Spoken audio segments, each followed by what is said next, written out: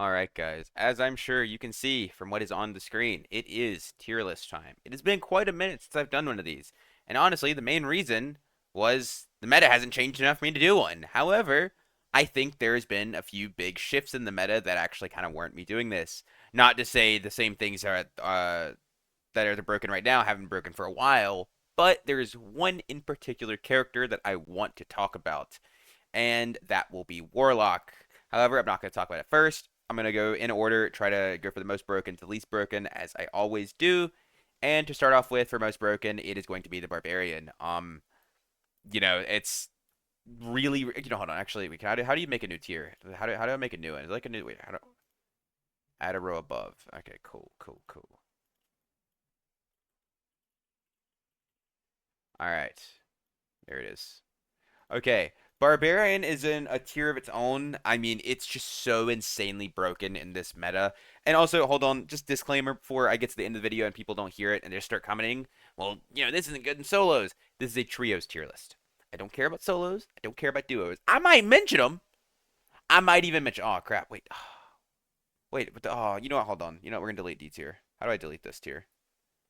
Delete row. Okay, cool. Nice. Now you can save everything. Okay, I don't care about solos. I might mention it. I might mention duos. However, this is gonna, for the most part, be in trios. I'm not gonna really. I don't really know what's that super good in solos or duos.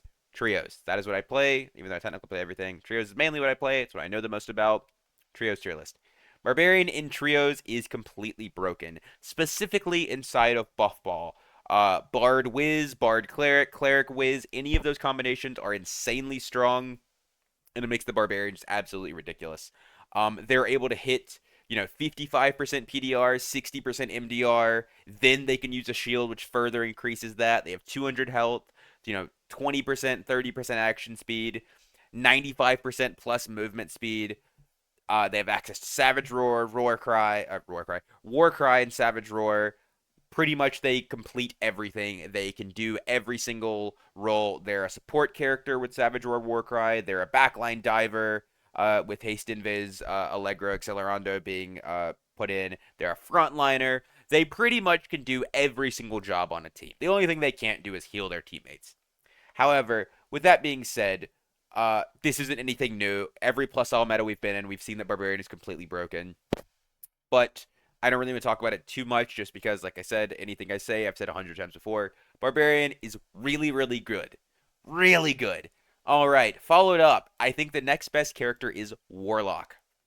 Now, I'm sure this may come as a shock to some. However, Warlock is really, really good right now. There are two builds you can play. Well, technically three, but two of them are kind of similar. There's Demon Form Plate Lock. There is Chris Dagger Blow of Corruption Plate Lock. And then you have Caster, Magic Healing, Torture Mastery. You don't have to run Torture Mastery, but the Caster build, basically. I don't know a ton about that, so I'm not really going to mention it. So mostly the builds I'm going to cover are Demon and Blow of Corruption Plate, or like Blow of Corruption melee build. Demon form, as always, is it's Demon form is pretty much just Barbarian with less damage. You're super tanky frontline. You have a ton of HP, ton of PDR, ton of MDR. You have good damage if you build like additional. Bloodstained Blade gives you more damage on top of that for your fists. Really, really good. Not many people play it. Won't lie. Not many people play Demon. It's very. I'm not gonna say it's hard to build. I just don't know. Honestly, I'm not even sure why people don't play it. There aren't a ton of Warlocks to begin with, and I guess it's a bit harder to play than the Chris Dagger Bluff Corruption build, which is honestly arguably just as good, potentially even better. And it's also significantly easier to run, which is the build I'm going to move on to. So, Chris Dagger, Blow of Corruption. You run Shadow Touch, Dark Reflection, I think. Then you run like Plate, Demon Plate, and you run whatever the last perk is that I can't think of right now because I'm just short circuiting. It's 4 in the morning. What is this? So Demon Plate, Shadow Touch, Dark Reflection, Anti-Magic, that perk, the OP perk. So you run that, you build Plate, you build like a fast fighter basically. You run Chris Dagger plus Shield, and because of Anti-Magic, you have a ton of MR. You wear plates, you have a ton of PDR, and basically you're just kind of a combination between a barbarian and a fighter that has really good damage, mostly magic damage with Blow of Corruption, and it gives anti-heal, so it kind of makes it so you shit on any fighter or barbarian in the 1v1, assuming, both teams have a cleric behind them. Barbarian can still beat you, yes. However, if you're really, really geared, it's honestly a much, much closer fight. They are pretty much better than fighter in every aspect at being a frontline with this build, and this build is becoming incredibly popular, especially in HR settings, duos, and trios. I've been running into it a lot. There are a bunch of variations you can play with this build. You can either play a really tanky variant with plate, or you can run a lighter variant with like a cultist robe, loose trousers, and be really, really fast. I have a build with that set up right now where I'm like 104% base. I'm like 95% with my crisp plus shield out. I was playing trios earlier with a friend who was playing wizard with ignite on me and blow of corruption. My Chris dagger was hitting for like 110 on the first swing. My falchion was hitting for nearly 150 to the dummy with headshots. Absolutely absurd damage. You have really good attack speed. You know, you have healing from Shadow Touch. Just overall insane build. Crazy strong. Very, very good. And generally, I think it is one of the best builds right now. It is also dominating solos from what I've seen. Warlocks in general are very strong in solos. This build in particular just kind of shits on everybody. The caster lock build could lose to rogues or rangers or a really good wizard. However, this plate build kind of covers up all those weaknesses. If you fight a ranger, you can phantomize towards them. A rogue, they can't insta kill you. Cutthroat doesn't hurt you a ton because you're mostly melee. It's where your damage is. And wizard, you're just way too tanky and you just kill them, right? Just run at them and kill them. Plus, you have a shield which lets you block most of their spells. All right, moving on. After Warlock, I would probably put Wizard here. I think Wizard's still ridiculous, even with the spell overload nerf. People are back to running 10 spell mostly, and I mean, it's not like 10 spell Wizard was ever bad, right? 10 spell Wizard is still very, very good. Spell overload is decent, not great. It's decent. There are just not that many spells you get a ton of extra charges for, because how it works is 60% spell increase, but it does round down. So, for example, fireballs, you go from 4 to 6, and some other things like zaps, you get like 7 or 8 of them. I don't know exactly how many. I believe it's 7 because it's rounded down. I don't think it rounds up to 8. Maybe it does, or maybe it just is 8. I'm not doing the math right now, honestly. But overall, you lose a lot of spell uses, and it does take a shit ton of knowledge to run spell overload slash memory capacity. So most people are back to running 10 spell because 10 spell wizard pretty much has something for everything. I think the best part of running 10 spell right now specifically has having access to slow. Slow in a buff ball meta is just imperative. It is without it, you die, right? A barbarian running at you, and if you don't slow them, they're gonna get to you and they're gonna kill you. You can't magic missile them, which that's the wizard's natural defense mechanism. Something coming near me, oh, try to magic missile insta kill it. Doesn't work.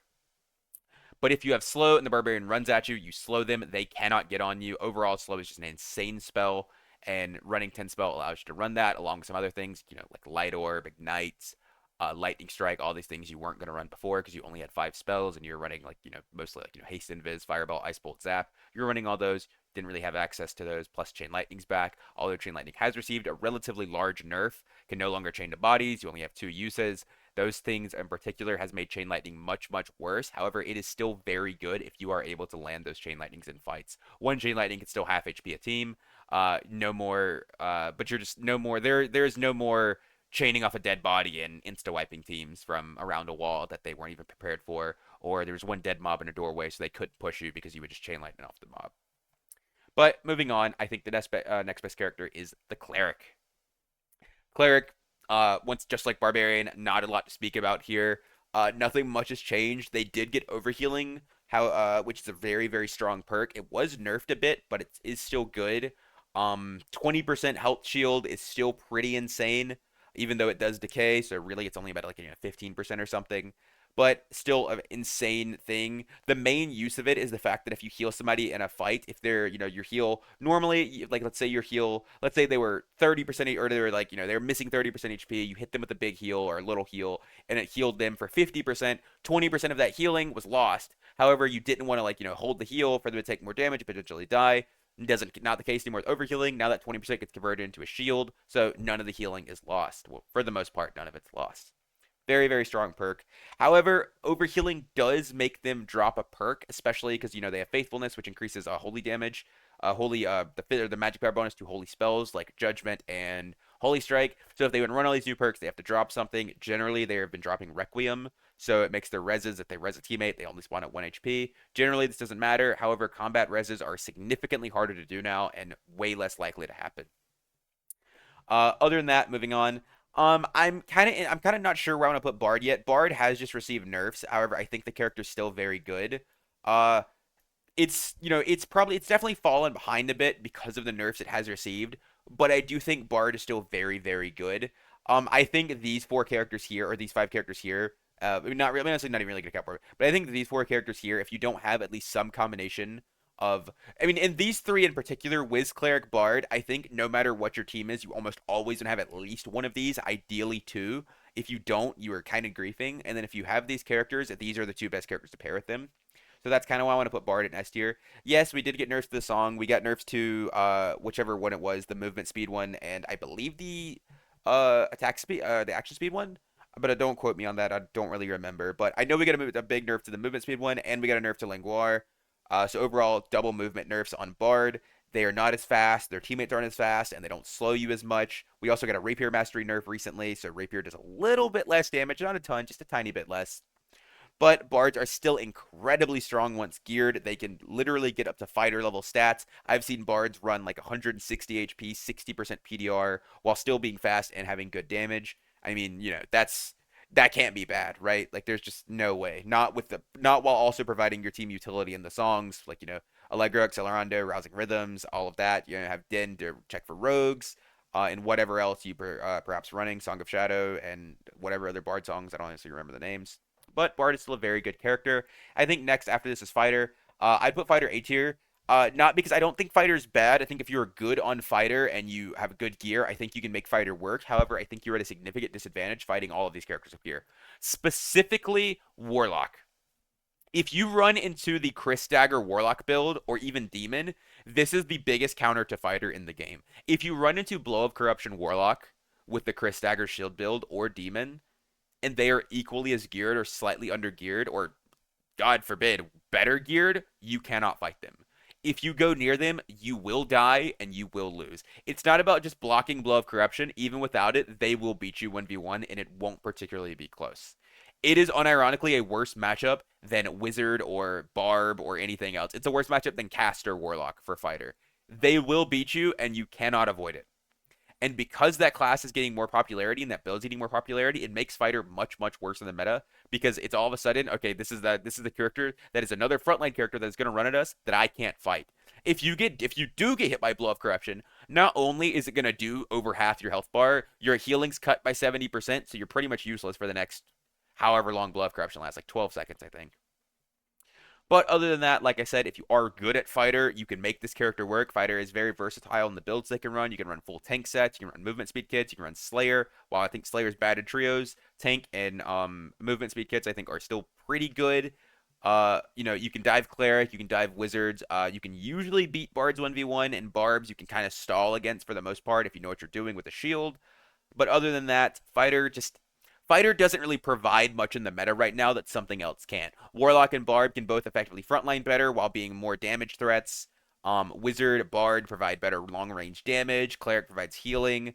Fighter is just Fighter always does what he always has, but other characters can do the same thing, right? Like barbarians can be just as tanky while, or more honestly, they can be tankier while also having access to Savage Roar, which effectively increases their PDR much more than a fighter's. They have more HP, they have team spells. Warlock has better damage. Warlock has on-hit healing. Warlock is harder to kill. For all of these reasons, Fighter just isn't that great right now. I'm not putting it lower than A tier because I don't think Fighter's bad. I think everything else is just, well, not everything, but I think other things are just better. And because of that, Fighter isn't bad, but you just don't have a reason to play it. Okay, my next one, and this is going to be a hot take. And honestly, I don't really give a fuck. I think Rogue's good. I'm not saying it's insane. I'm not saying it's broken. But I think Rogue's good. I think there are several builds with the Rogue right now. Either you can go Landmine or you can go Hand Crossbow Rupture that are both very, very strong. Very, very strong. I mean, especially in a buff ball meta, because the thing is, Rogue has always been good in buff ball metas, and the reason behind that, I'm gonna explain it to you, is because what happens in buff ball, you buff up, the barb comes flying in, the bard comes flying in, and boom, The third person, the wizard, the cleric, they come moseying on in behind everybody because generally they're slower or they had to buff their teammates up to send them in. And when that wizard or that cleric comes in, the rogue pops out, you insta kill their backline, you back up. Fight's now a 3v2. Even if you don't apply actual damage and run in and hit people, you are there being a threat because if they turn their back, they know you can run up and stab them. You can throw knives, you can hand crossbow them. But this is what Rogue has always done in buffball meta. They've always landmined because buffball teams don't have time to check their corners when they're running in. They rush into a fight because that's what buffball is about. Specifically, this Bard Wizard comp that is super popular right now that doesn't run a cleric. These comps don't have time to sit there and throw a poke because they don't have healing. They can't do that. They are really, really about just rushing in and ending the fight instantly. And when they do that, that wizard becomes a casualty. Or if the wizard's an idiot and pushes in first by himself, like wizards often do, and try to throw spells and poke people, like I said, like they often do, the rogue can pop out and kill them before the start of the fight, and now you're in a really good spot where the team didn't even make it in and the wizard's dead. This has happened many, many times.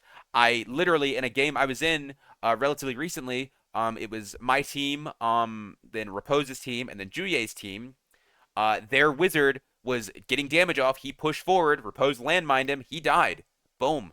Just like that. And if it hadn't been for us third partying, Repose's team would have wiped their entire team, but we came in from behind and forced them to run away. But with that being said, like Rogue isn't the best character, but it certainly has its uses. If you run Cutthroat, you can kill any of the casters. If you run Weak Point, you can kill the tankier characters. Warlock, you're probably not going to beat. Barbarian, you're probably not going to beat. But Bard Fighter, you can kill. Wizard, Cleric, you can kill. And Rangers, yeah, I've seen kill them, but there's not super in the meta, so who really cares? But overall, Rogue is a decent character right now. If you are good and you play Rogue, you will see results. If you're bad and you play Rogue, then yeah, it's going to feel like a dog shit character, but that's the case for a lot of things. And finally, we have Ranger. Ranger's the only character that I think is below average right now. Um, Ranger, if you have absolutely insane gear, can perform, but the level of gear you need on Ranger compared to every other class in the game is just ridiculous because you need additional damage, you need power, you need armor pen, you need, plus all, you need really like high rarity weapons. You need like everything on Ranger for this character to be good, and even when you get it, you still pretty much lose to frontliners as long as they have a shield because they can just block you. Yes, if you're not in insane gear, you can still kill wizards, you can kill clerics, you can kill rogues. However, Warlock, Barb, Fighter, Bard, they can all rush at you and you really can't stop them. Not much you can do. Ranger's just not in the greatest spots. Historically, they've been good in buffball metas because Earthquake Ranger was a counter, but that was before Barbarians were running round shields. So now, if you get caught in Earthquake, you can pull out your shield and block. Even if they can still shoot you, they're doing way less damage. And Earthquake has been nerfed, and Barb can mostly just run straight through it at this point. Savage Roar is super broken. If you get in range and they hit you with Savage Roar, you're gonna do 0 damage to them. Warcry increases their HP. They have like 70% PDR. Overall, Ranger's just kind of hurting right now. Um, it's hard to buff it too. I don't think Ranger needs to be buffed necessarily. I think we kind of just need to nerf PDR overall. I think certain classes are building PDR way too high. Warlock and Barb in particular, and Bard, I guess, are all building, they can build 50, 60% plus PDR with relative ease while still having other stats they want. And because of this, it makes characters like Rogue and Ranger feel a lot worse because now you're either forced to run a full armor pin, like weak point or penetrating shot, or you just don't do anything to half the cast. But with that being said, that mostly wraps up the tier list. Like I said, I don't think there are many characters. I think Ranger's the only character in the game that's honestly underperforming. I think everything else is good, and I think you can run mostly everything else. However, if you do run into Buffball Barbarian and you're not running some super meta comp or something that's really good, or you're really good and they're really bad, you're probably just gonna get shit on, and you don't have much counterplay. But with that being said, thank you guys for watching, and as always, feel free to leave your opinions down below. I will be reading them. I'm not gonna agree with them necessarily, but I will read them. Thank you guys for watching, and I'll catch you guys next time. Peace.